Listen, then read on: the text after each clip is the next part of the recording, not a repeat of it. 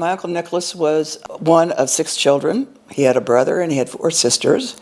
They all grew up on Strawberry Hill around the Catholic Church with St. John the Baptist, which is still there. He was a real tough guy. And I think back in that time period, there were a lot of tough guys.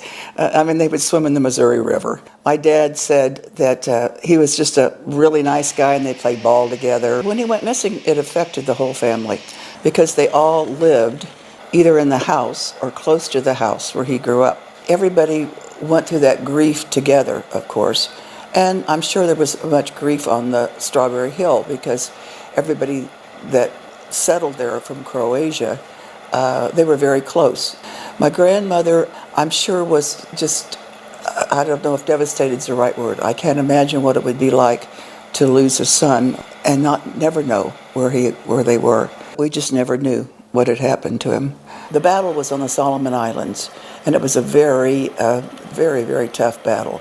And when the Marines first went against the enemy, they had to pull back. And when they pulled back, he was not there. So they knew that he had died at that time. However, about 3 or 4 days later, when they went back after the battle, a lot of them that were killed did not have any tags. They were not identified, though he had a number. Those bodies were shipped different places, but they ended up in Hawaii. And that's where he has been since 1949.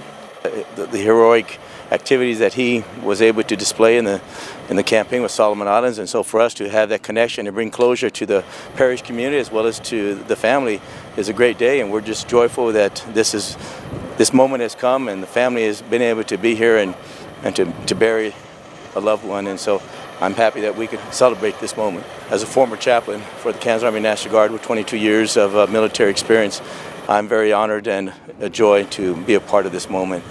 My mother and her sisters always believed that he would come back some way. And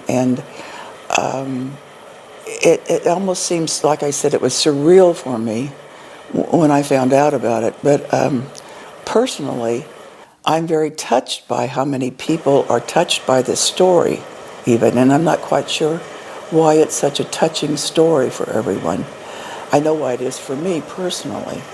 It has brought up in me my culture when I was young and the culture that's so much a part of me, especially going back into the neighborhood where I grew up until I was about 6 years old. So there's a lot of roots about family, and I think that's what I'm touched by the most. I think it'll be very emotional. We are going by my grandmother's grave and leaving flowers there, and I feel like I identify with her so much.